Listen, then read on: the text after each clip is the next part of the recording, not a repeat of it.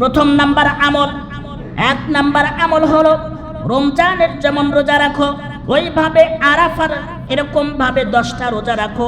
যদি না পারো ইয়ামুল আরাফার দিন তোমরা রোজা রাখো।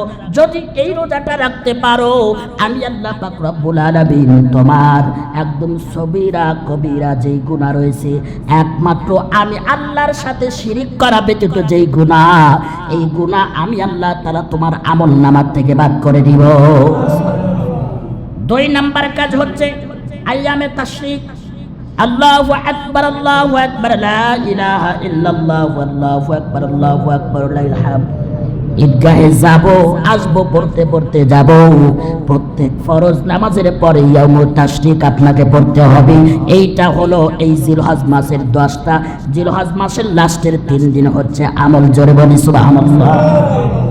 কোন ব্যক্তি যদি ইয়ামুত তাশরিক, এই তাশরিক তাকবীরে তাহরিমা আল্লাহু আকবার, আল্লাহু আকবার, লা ইলাহা ইল্লাল্লাহ, আল্লাহু আকবার, আল্লাহু আকবার, লাইল হামদ, যদি কোন ব্যক্তি এই কথা বলল ফজর নামাজের পর, আমি আল্লাহ তাআলা তার সাক্ষ্যকে গ্রহণ করে দিয়া আমি তাকে সত্য হিসাবে পৃথিবীতে প্রতিষ্ঠিত করে দিব। এজন্য আয়ামে তাশরিক আপনাকে পড়তে হবে, আমল করতে হবে। লাস্টের যেই 3টা দিন এটা করবে।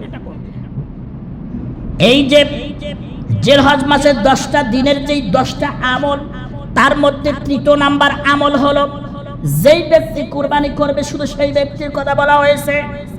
অনেকজন আছেন ফ্যামিলি, 51 ফ্যামিলি, 2-3 জন সন্তান, সবাই মিলে সন্তানগুলো বাবার কাছে টাকা দিছে, বাবা তুমি কুরবানি করে দাও।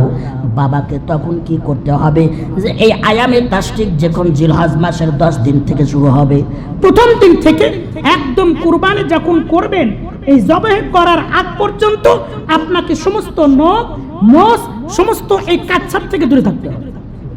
এই 10টা দিন আপনাকে বিরত রাখতে হবে। যা করবেন এই 10 দিনের আগে, 10 দিন পরে নয়। 10 দিন আপনাকে এইটা মেইনটেইন করে চলতে হবে যে আপনার আঙ্গুলের নখ, তারপর আপনার দাড়ি, মোষ, চুল কাটা থেকে শুরু করে এগুলো থেকে বিরত থাকতে হবে।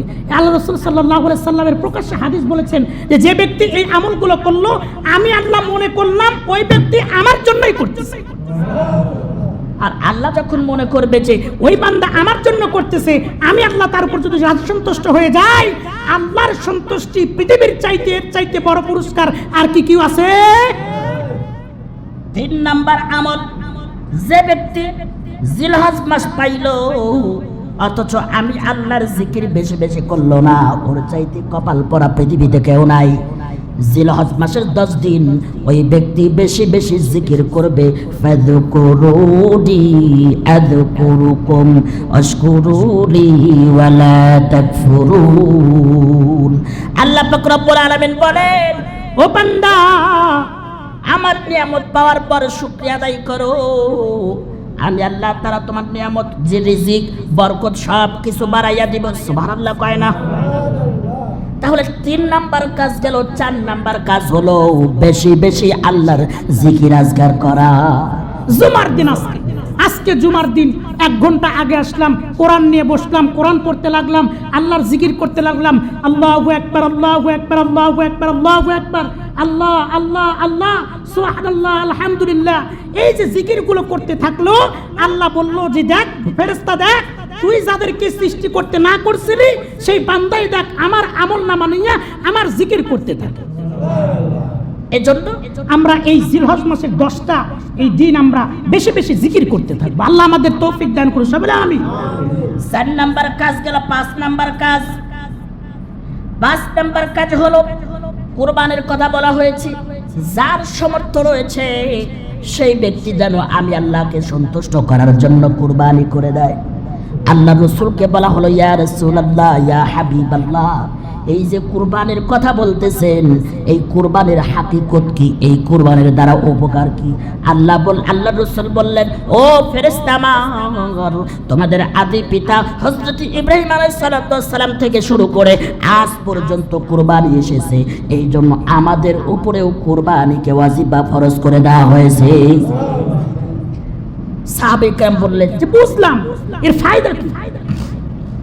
আল্লাহ রাসূল সাল্লাল্লাহু আলাইহি সাল্লাম বললেন, যে যেই রকম পশু কুরবানি করলো কাল কিয়ামতের দিন হুবাহুব ওই অবস্থায় কুরবানির গরুগুলো হাসরের ময়দানে দাঁড়িয়ে যাবে আর বলবে, আল্লাহ আপনি যেই বান্দাকে জাহান্নামে দিতেছেন গো, এই তো সেই বান্দা। এই বান্দা নিজের আর্থিক কষ্ট করে টাকা জমাইয়া আপনাকে সন্তুষ্ট করার জন্য আমি পশুকে ক্রয় করে বাজার থেকে নিয়ে আইসা আপনার সন্তুষ্টের জন্য জবাই দিয়েছে। আল্লাহ আপনার কাছে ফরিয়াদ জানাই, আপনার এই বান্দাকে জাহান্নামে নিয়েন না।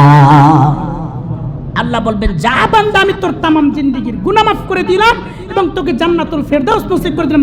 সুবহানাল্লাহ।